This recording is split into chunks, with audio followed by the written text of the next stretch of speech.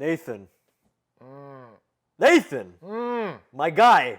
We gotta do the fucking episode, man. Bro, I just need like 5 more minutes. 5 more minutes? I want fucking... Okay. Hello, everyone. I'm gonna keep this short. We're gonna do a episode on Martin Short. That's my fucking joke. Let's go.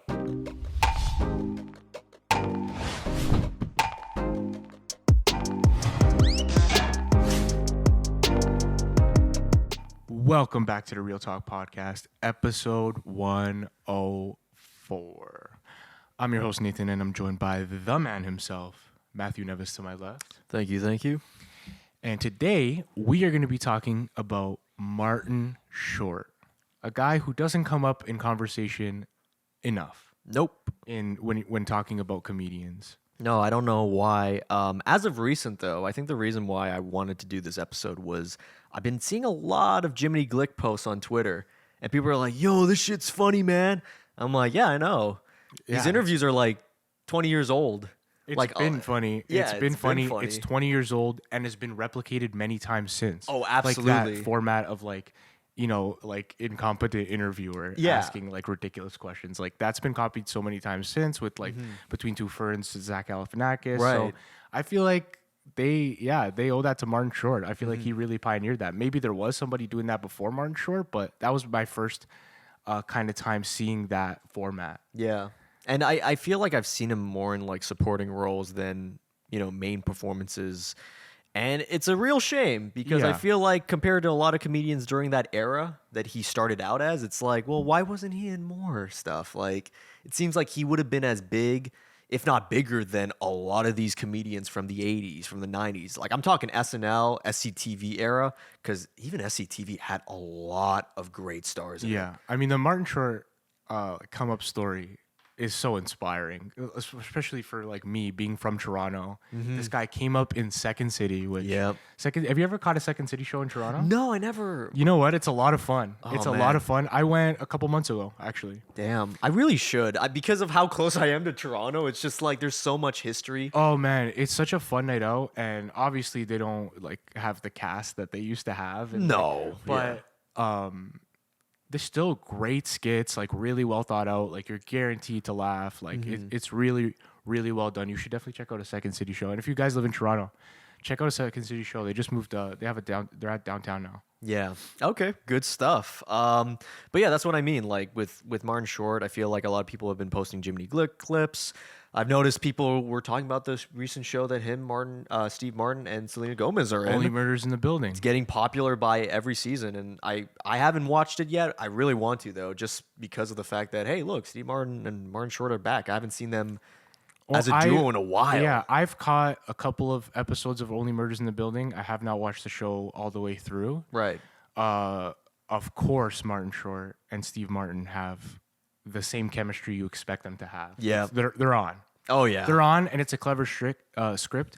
And not only that, they work extremely well with Selena Gomez. Which, like, it really is a trio cast, and those three together, like, really, really work. I think it's because of the fact that a lot of people first heard this show and were like, ugh, what, they're bringing in Selena Gomez? Because you immediately think Wizards of Waverly Place, even though she's done so much since then. Yeah, for sure. There is that mentality similar to Robert Pattinson Twilight. Yeah, and it's like the Disney Star thing, right? Yeah.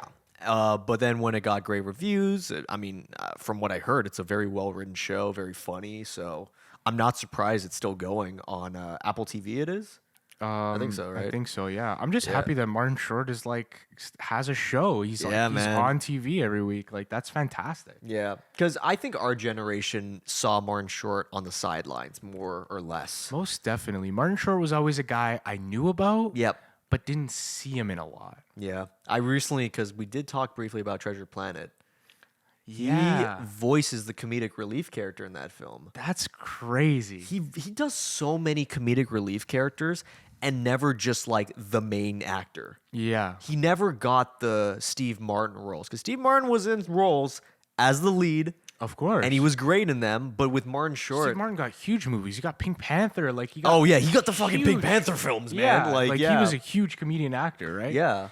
And yeah, Martin Short just didn't get that treatment, and I don't know why. On screen, he's insanely clever, and he's an amazing writer too. Yep. He wrote a lot of the stuff that you see him acting in. No, he's not just an actor. He knows comedy. Yeah. He knows comedy. He's got like the physicality. He's got like the chops, the comedic chops. So it's like, I don't know. And I guess before we praise him enough, we got to talk about an iconic movie role he was in with two other comedians, and that is Three Amigos. Three Amigos. I mean, that's like, I think that's the one that people recognized him the most in. Yeah. Because it was probably his earliest role that he did. What a fun man! The '80s was such a fun time in comedies. Yeah. Because they would do movies like this. Three Amigos, like it's kind of a mess of a movie. Oh, yeah. But the only purpose of that film is to make you laugh. Yep. And they know that. So there's like ridiculous things, like the turtle starts talking and there's ridiculous parts that don't really make sense.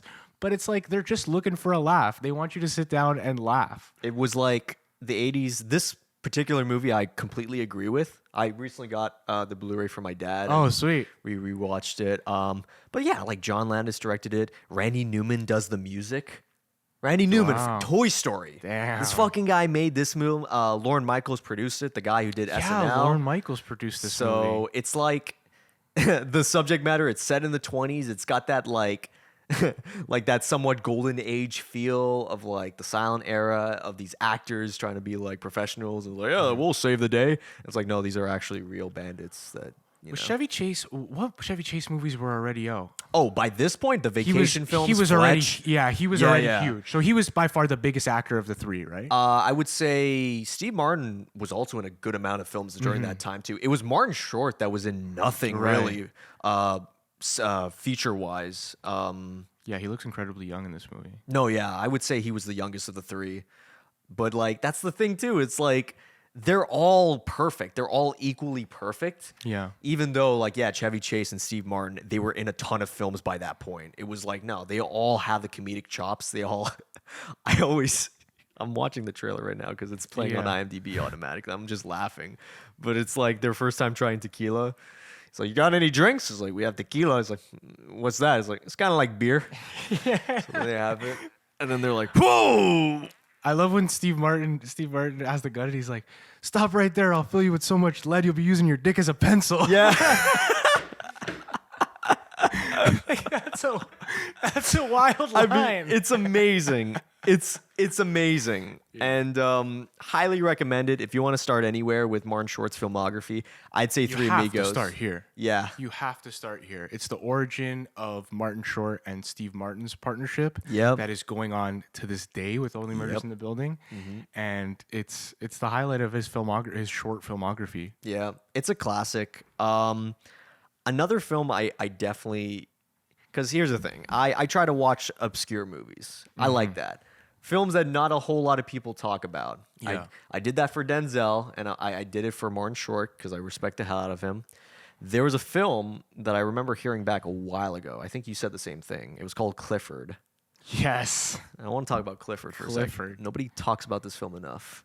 So the premise for this film, do you know anything about this film aside from the poster? Of the film, and I know that it's like comedically a bad film. Yes. That's all I really know about it. Strap in. So Clifford is a movie about this 14-year-old boy who wreaks havoc from his uncle because he hates his uncle because his uncle promised him he would take him to Dinosaur World, and then his uncle gets busy for work and he's like, I can't do it. So then Clifford decides to make his whole life a fucking nightmare and does the craziest shit imaginable. But here's the twist. Martin Short, a 42-year-old man, plays the 14-year-old kid. There is no makeup. There's nothing. He is playing a fucking creepy kid. He looks pretty scary in this movie. He's scary in this movie. Yeah. Here's the thing. As I was watching, I'm expecting like one of the worst comedies of all time. What I got was a movie that kind of makes fun of like the John Hughes, like Home Alone, Dennis the Menace trope of like, oh yeah, the kid who like fucks with the older guy and it's just like, you're at it and stuff. But it takes it to such a degree of insanity that it becomes satirical. Yeah. Because it's like, okay, first off, yeah, obviously Martin Short is a grown-ass adult playing a child. Yeah, I think that might take me out of this movie. Like that I might not be able to get over that while watching it. Nobody's fucking creepy. He looks creepy. He looks creepy in the movie, which I feel like understandably, don't get me wrong, understandably distanced a lot of people. But I kind of like it because it really shows the flaws within like the Home Alone trope of like making a kid so fucking like demented in violence. Yeah. That it's just like, what if Clifford like sabotaged the uncle's project so poorly that the tape that he gives his uncle literally blows up his entire miniature set. Wow. In front of everyone. Wow. And it's just like, both are crazy and nothing gets resolved. Because you know how most of those comedies get resolved? It's like, nah, it did get resolved. It's just Clifford is an old man. He's like, and I learned from my lesson. Okay, bye. And then the movie just ends. 13% Rotten Tomatoes. Yeah, that sounds about right. 5.4 out of 10 IMDb. Yeah. That's crazy. I will defend that film, God damn it. I'm a Clifford stan. That movie is fucking weird. I don't know about Martin Short playing a kid, man. No, that's fair. That's weird as fuck. That's weird. It's just weird as fuck. It's gonna take me a bit. Is there like some good laughs in the movie? Did you get some good laughs out of it? Yeah. I got good laughs at the fact that Are you laughing because it's bad, or are you laughing because there's good joke writing? I feel like the fact that this movie is made is more funnier than the jokes that are being made. But there are some clever jokes here and there from Clifford's character. It's like he sabotages, like for example, the uncle tries to get a Bloody Mary, and then he switches the drink, and then he pours like hot sauce in it with glass. So when he has it, he's like, he like almost dies and shit like that. It's very cynical. It's very fucked up. And I don't know what the intention was, but if the intention was trying to make a feel-good movie, it failed horribly. Right. If it was trying to be satirical and making fun of those kid movies, I think it did better than it expected to. So I would stand by that. Is there any other movies that you like Martin Short in? I like him in small doses in various movies, and that's the issue is that he's only in small. That's all you really get from him. So like Madagascar 3, he has a great voice role in that. He plays one of Who does he voice in Madagascar 3? One of the seals that's like a circus performer. Damn, you can't even tell because he has an accent. Oh, I see. I think he's got like a either Russian or Italian accent, but it's very comedic in many ways, and it's just like, man, you don't really see him too often in those types of films. To the point where you even asked me about Inherent Vice. Yeah. You didn't know he was in I didn't know he was in that movie. He's great in that movie. He has like I think he's in it for like 2 or 3 scenes. He plays like this quirky lawyer. A lawyer or doctor. I'm going to be honest. Inherent Vice is a movie that like doesn't make sense. But it works so well in that like fever dream type of mentality where like, what the fuck's happening? Martin Short is like one of those guys, and they're driving and then they get pulled over and he's like, oh fuck, I gotta take all these drugs out. Hold on, get the fuck away from me. And he has like a woman on his side and it's just like, no, I can't do this shit.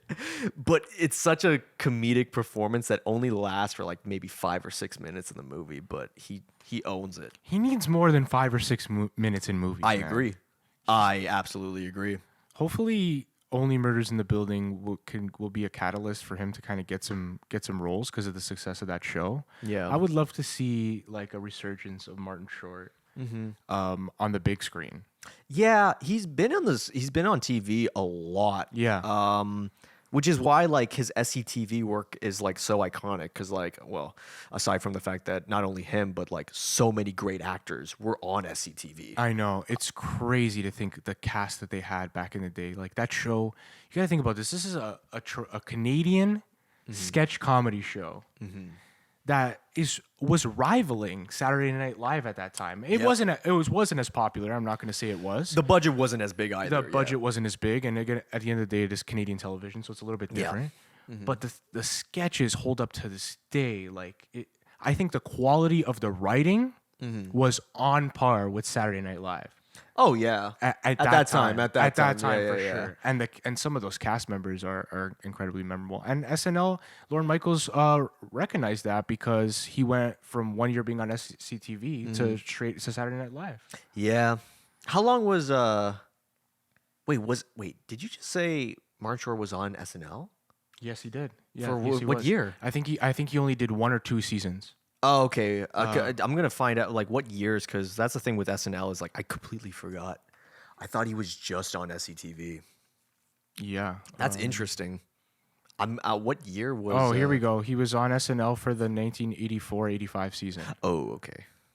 That was no, because SNL has had its downward spirals in terms of quality. I think that was around the time Lorne Michaels left the show. Mm-hmm. And that's where he first did his Ed Grimley character. You know, the one with the. Oh yeah. So that's originally an SNL skit that turned into a film. Damn. Yeah.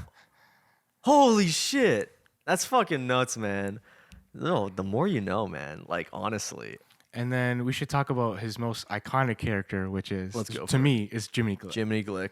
Not a lot of people. Just as of recent, they started talking about him, but before, I remember seeing those compilations on YouTube. Yeah. And I was like, who the fuck? Is that Martin Short? And like he's doing unrecognizable. Holy shit, it's funny. And he was doing it for so long too. Like it was very consistent to the point where he even had a movie about Jiminy Glick. And I'm gonna be honest, I don't know how good the movie is. I don't know. Because a lot of those movies based on like a character that you made. It never works. It rarely works. Wayne's World. Okay, Wayne's World, Blues Brothers, they work sometimes. Yeah, you know what? That was a time where those kind of worked. But I think in general, like when you try to stretch a character, sometimes it's a little too thin. Especially a character like Jiminy Glick, which is like you want to see him interviewing celebrities. Oh yeah, that's it. I don't really want to see Jiminy Glick like doing anything running else. from the mob. Right. Yeah. That's an obvious one too. A lot of these like character performances, they're like, fuck, what's my movie gonna be? I know, the mob. I gotta run away from the mob because I don't know, dead body or some shit. It's like, what the fuck? But I agree for Jiminy Glick's case. I don't think the film is gonna be that great. I do think it's funny because I saw clips of it, and he plays like David Lynch, Martin Short. And he does a pretty good Lynch impression. Yeah? He does a pretty, it's like the whole bit is just him like talking about a road for 5 minutes. It's like, in the beginning, everything was like a road and the road kept on going. And it's just like, oh my God, that's so fucking good. But Jiminy Glick, man. You know what? Just because I asked you a question doesn't mean...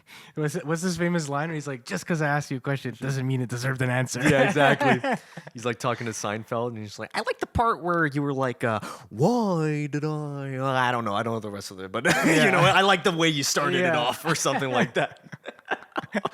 That's so funny. There's so many moments like, and that's the improv, because a lot of that is improv, because he doesn't know how the celebrity's going to respond. Yeah. And it's got to be quick, too. Exactly. He's so witty. Damn. How the fuck does he do it for every single one? Yeah, I know. What's more impressive than his acting is definitely his writing. And I probably don't even know the half of what he's written. I've probably seen a ton of sketches or other things that I didn't even know he had a hand in. Right. Because he just seems like he's a writer his whole life. I just saw a podcast with him and Conan. Oh my God, Conan and him are great. Well, Conan's podcast. Yeah. Shout out to Conan's podcast. That is one of the best podcasts you can fucking watch. It's fantastic. Oh, yeah. And he was just kind of talking about his career and what an awesome story. And you could tell Conan has so much respect for Martin Short, as well as like, I feel like the people in the industry respect Martin Short, like comedians really respect Martin Short, but the industry itself doesn't really respect Martin Short and give him the credit that he deserves. I think it's definitely like because Conan is also a writer too. Yeah. So he's like, I fucking know like what it's like to like try to make bits and stuff like that. And speaking of Conan, I mean, Martin Short is one of the best late night talk show guests of all time. Oh yeah, have you seen some of his stuff on late night talk shows? Yeah, with Conan, with Letterman, I feel like he just knows the environment. Yeah, and a lot of people don't. Conan asks him on the podcast. I thought this was crazy. Conan asks him on the podcast like you know you're one of the best late night guests and stuff. Mm-hmm. And he was like, kind of, how do you prepare for that? And Martin Short says he always likes to be over prepared. So before going on a talk show, he will submit like 30 pages of stories for them to pick what they feel that he could talk about. So he just has this like 30 minutes of like funny bits, just like, here you go, like 30 pages of funny bits, and they're picking and choosing from there. Wow. That's fucking insane. Isn't that insane? I don't know any guest that ever Like, did who's that. doing that? Like, and it comes off so natural, but then Yeah. when you hear that prep, you're like, wow, there's levels to this comedy writing stuff. Like, that's crazy. holy shit. That's insane. I mean, that's how prepped he is too, and that's even And more he of a did- shame. And think about how many late night appearances this guy did. There's Yeah. hours worth of him on late night. No, exactly. It's fucking insane how. Also, just like, because like a lot of comedians around his age, the older they got, it's like the energy isn't as fresh as it used to be. No, when I'm with Martin Short, No. that guy could still do somersaults if he felt Man, like it. yeah, he's always on when I see him. Like, Holy he shit, has a man. battery in his back at all times. Yeah. I hope to have that energy when I'm his age. Same. Like, damn, like he's in his 70s now, and like his energy, his heart, everything about it is He's in like his 70s now, eh? yeah, I think he's what, 72, 73. 73. God damn. Damn, he doesn't look 73. He definitely doesn't act 73 Nope. either. No, it does not. Man, even shitty roles. I mean, I'm gonna be honest. I remember seeing Santa Claus 3, The Escape Clause. Oh, yeah. Everyone knows what the fuck I'm talking about, all right? Everyone Uh-huh. forgot these Santa Claus movies existed, but I remember him as Jack Frost, and he was great. He was He's great. got that pointy, the Yep. spiky hair, and he's all blue. Yep. That's a cool character for sure. Exactly. I remember watching that and that infamous poster with him and Tim Allen, and I'm just like, Yeah. oh, this is gonna be the best movie. And then I see it, I'm like, it's just a shittier version of It's a Wonderful Life. Yeah. It's fine. It's Disney. I don't care. Martin Short's great in it. Those are pretty forgettable. And Yeah. that's not the first Christmas movie I'm putting on in December. No. If your top Christmas movie is Santa Claus 3, The Escape Yeah. Clause, first off. December 1st, I'm like, oh, thank God. I could finally watch Santa Claus 3. Oh, I can't wait. let me go on Disney Plus and pop this shit up. Oh shit. No, but before we get into discussions about Martin Short's other films, I want to try to go into the questions. Yeah, let's do 'cause some questions. I try to figure out some that were a lot deeper into the Martin Short lore. I got a question for you, Nathan. What is your favorite Martin Short film? It's got to be Three Amigos. Three Amigos. I'm laughing out loud in Three Amigos so Yeah. much. I love that chemistry, and I love that was the origin story of like Martin Short and Steve Martin, like this lifelong partnership. It's cool to see that in the 80s. You know what I mean? That's a classic film. It's a classic film. Classic film. I completely agree. I'm with Three Amigos there. You can't go wrong. If you're like, who's Martin Short? You show them that movie. It's like Three Amigos is just one of those films like you'll see again in your life. Oh, absolutely. You'll know More you'll than see it once. again. You know you'll quote it. Exactly. When you're gonna quote it, it's gonna be random. Yeah, That's it's the going to best be part. random. Every 10 years, you might watch Three Amigos. That's just one of those movies you watch every 10 years. No, exactly. Oh man. Shoot me with one, Nathan. Okay. Give me a question. Jiminy Glick or Between Two Ferns? Oh, What do you there's prefer watching? No question, Jiminy Glick. It's no question. I do love Between Two Ferns. Yeah. I love Zach Galifianakis. Yeah. I think he does a great job and has really, really funny interviews. But Jiminy Glick, first of all, pioneered that Zach Galifianakis format, the Between Two Ferns format, and just does it with the best charisma. Like you're smiling ear to ear watching Jiminy You Glick. can't go wrong. I don't know. I like Galifianakis' deadpan delivery, but Yeah. holy shit, when you see Jiminy Glick, you His know you're in for a energy's- surprise. His energy is different. No matter what. And he's so like nonchalant about it, where he's just like, what was Home Alone like? I never saw that film. It's like, but you reviewed it. You said it was terrible. I was like, yeah, I saw the trailer. It looked pretty bad from the trailer. not a huge fan of that one. Like, I don't know how the fuck he does because he The goes from high supreme pitch to confidence, low, and yeah. I'm like, damn. But you know what? Speaking of Jiminy Glick, I gotta ask Nathan because I was doing the voice a bit. Favorite Jiminy Glick interview? I want to hear it.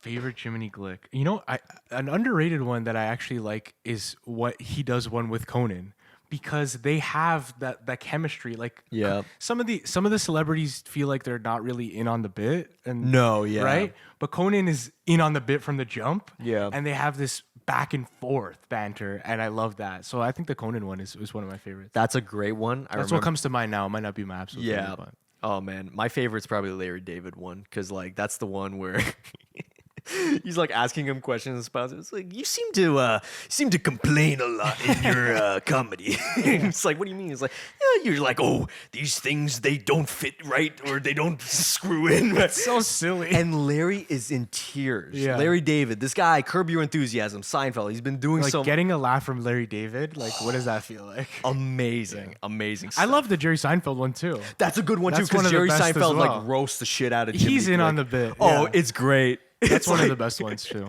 It's like, you seem to sweat a lot. And it's like, yeah, what's the big deal? It's like, no, I sweat when, the weather's warm or I run, but you just sweat out of nowhere, Jimmy.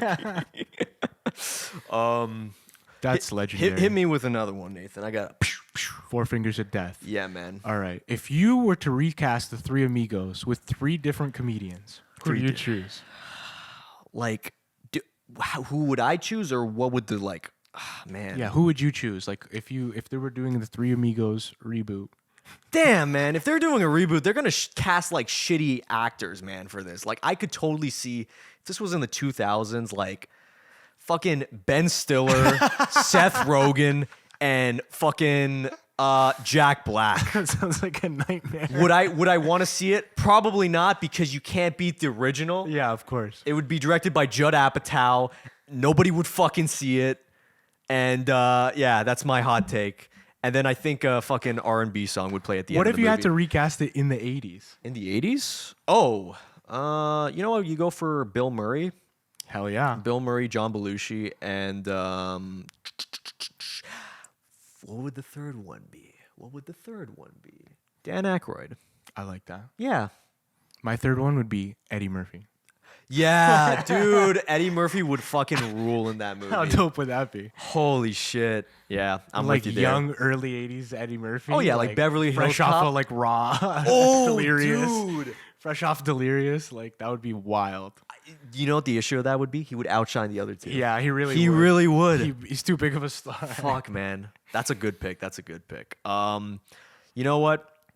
This is a tough one, but there are personal preferences with this. Martin Short or John Candy? Who would you prefer?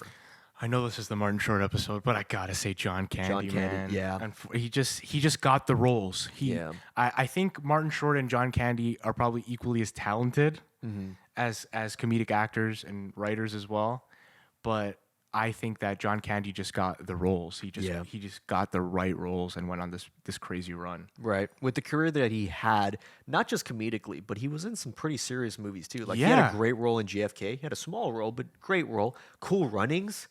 That role fucking owned it, man. Forgot about that. That one. speech he made, it was like if he kept on going, and sadly he passed away, but if he was still alive today, I guarantee you he'd have that fucking Oscar now. You're 100% right, because he's a real actor for sure. Absolutely. So yeah, I'm with you there, John Candy.